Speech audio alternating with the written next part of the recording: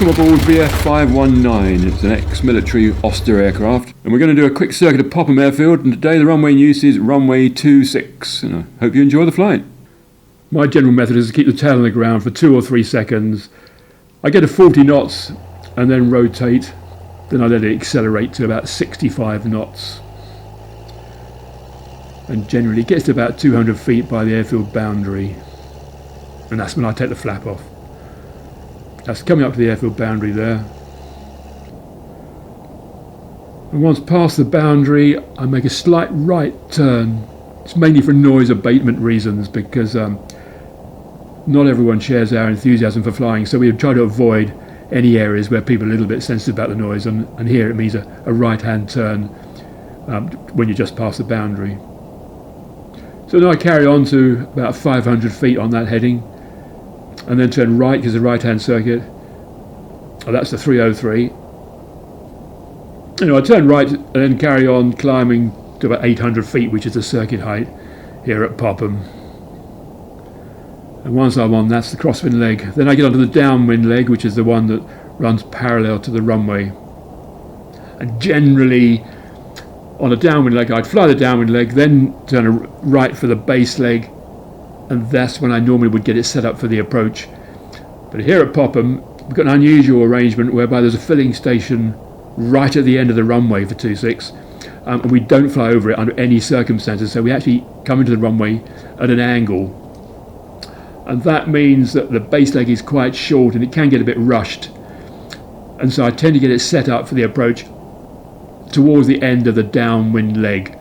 So then I'm a bit more I've got a bit more time in the base leg to concentrate on seeing other aircraft. I mean, it's important to check out for other aircraft in the circuit, because on a good day here at Popham there might be 3 or 4 other planes in the circuit, so you do need to keep a good lookout for them, because obviously they're quite close. But also, where the final approach leg for this runway is at an angle, it does make it slightly awkward looking for other planes. So I do like to better concentrate on that base leg, which is why I get it set up a little bit earlier than I normally would.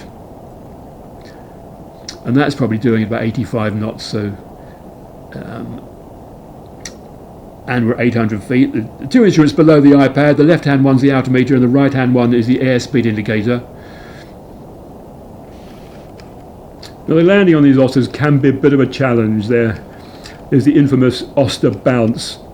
And for some reason they're just a little bit more difficult than other tail dragger planes, but you have to get used to it. And I think the main thing is the speed has to be accurate and quite slow. And the military pilots used to come over the hedge at about 40 knots and sort of drop it straight on the ground, but 40 knots is quite slow to go flying. My method is to come at about 55 knots, start the flare as you would in any plane, but I make absolutely sure it's not too close to the ground, so those wheels cannot touch the ground at that sort of speed. And then I let it slow down to about 40 knots. I'm concentrating too much to actually see the airspeed indicator, but I can corner my eye, I can see where the needle is, whether it's above or below 40 knots. So once it's below 40 knots, then I get the plane a lot lower and start the actual flare proper, really. And oddly, when I'm getting the speed down to about 38, sort of 39 knots, so at least the needle is below 40, adding a little bit of power can slow it down even more. It sounds a bit counterintuitive, but a little bit of power slows it down, and even just a little bit more tick over, the plane will fly in ground effect at about 30 knots, and that softens the blow, if you like. So it actually lands at about 28 knots. The only reason I know it is by looking at videos, because you're concentrating too much to actually look at those instruments. But so that's roughly how I know what speed we're doing. Right, you can see those 2 instruments there. So there's 800 feet on the altimeter, and that the airspeed indicator it was indicating there at about 80 knots. The instrument on the left-hand side, far left, is the rev counter, and for that, at that time, I'm probably doing about 1800 revs.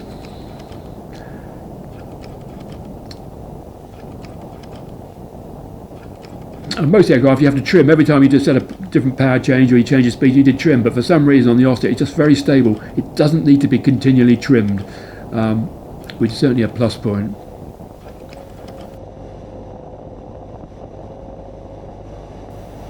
I can see I forgot to lock the iPad image, which I should have done, but didn't.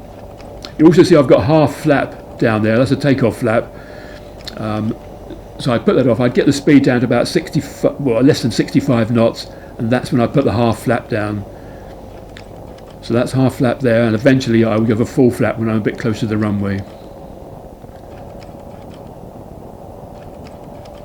You do need a good lookout. It's good visibility, but not directly in line with the wings, unfortunately, on the Oster. So it's really, in a way, it's safer to do tight turns, because then you can look out through the roof. Doing shallow turns is a little bit difficult.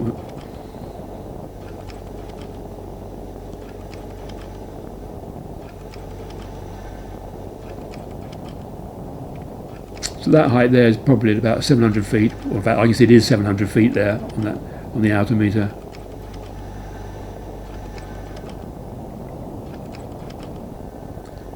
Right, there you can see the runway ahead, and there's a marquee there. I think there was an event on the weekend before, so the marquee was still there. That's where you can see that.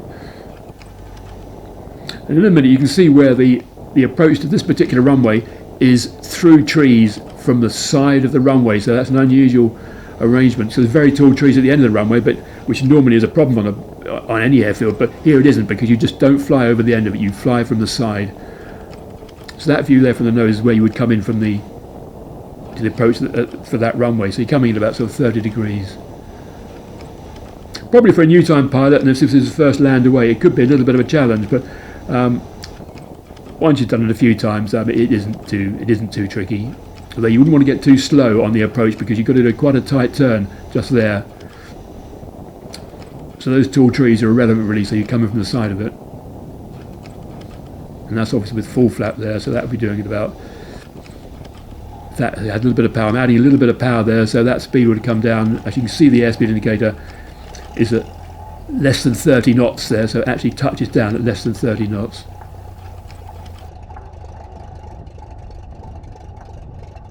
Okay, we're on the ground now. Not too much of a bounce, so that was quite a reasonable landing. It's about 8 minutes, so must be about 8 miles presumably, or 8 nautical miles for that circuit. So that was just a simple circuit using runway 26 at Popham. Hope you liked it.